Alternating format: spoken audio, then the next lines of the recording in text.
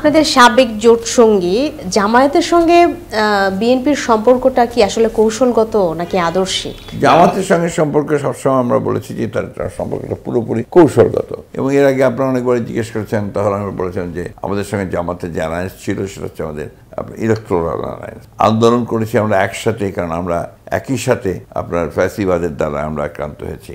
তাদের অনেক নেতা প্রাণ দিয়েছেন, তাদের ফাঁসি হয়েছে, অন্যায়ভাবে মিথ্যা মামলা হয়েছে, অসংখ্য অত্যাচার নির্যাতনের শিকার তারা হয়েছেন, আমরা হয়েছি। বলে একসাথে আমরা আন্দোলন করেছি দীর্ঘদিন। পরবর্তীকালে কৌশলগতভাবে আমরা এককভাবে চলার নীতি গ্রহণ করেছি, এবং আমরা যৌথ যেটাকে আমরা বলেছি যে আপনার যুগপৎ আন্দোলন, সেই যুগপৎ আন্দোলনের দিকে আমরা গেছি, এবং সেই হিসেবে এখন পর্যন্ত কিন্তু আমরা ওই অবস্থাতেই আছি। এই মুহূর্তে বিএনপির সবচেয়ে বড় রাজনৈতিক প্রতিপক্ষ কারা?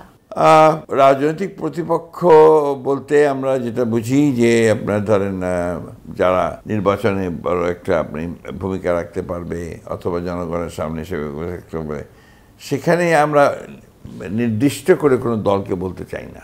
এখন এই মুহূর্তে আমরা মনে করি বিএনপি বলুন অন্যান্য রাজনৈতিক দলগুলো সকলের লক্ষ্য একটাই, সেই লক্ষ্যটা হচ্ছে বাংলাদেশে একটা নির্বাচন অনুষ্ঠান করা এবং একটা স্থিতিশীল সরকার তৈরি করা জনগণের সাপোর্ট নিয়ে, এবং সেই গণতান্ত্রিক পদ্ধতিতে ফিরে গিয়ে গণতান্ত্রিক উপায়ে রাষ্ট্র পরিচালনা করা। এ ব্যাপারে কিন্তু আমি মনে করি যে সমস্ত রাজনৈতিক দলগুলি একই মত পোষণ করেন এবং তারা সেই লক্ষ্যে কাজ করছেন। তো এখানে এই মুহূর্তে এখন আমরা সেভাবে প্রতিপক্ষ হিসেবে কাউকে চিহ্নিত করতে চাই না।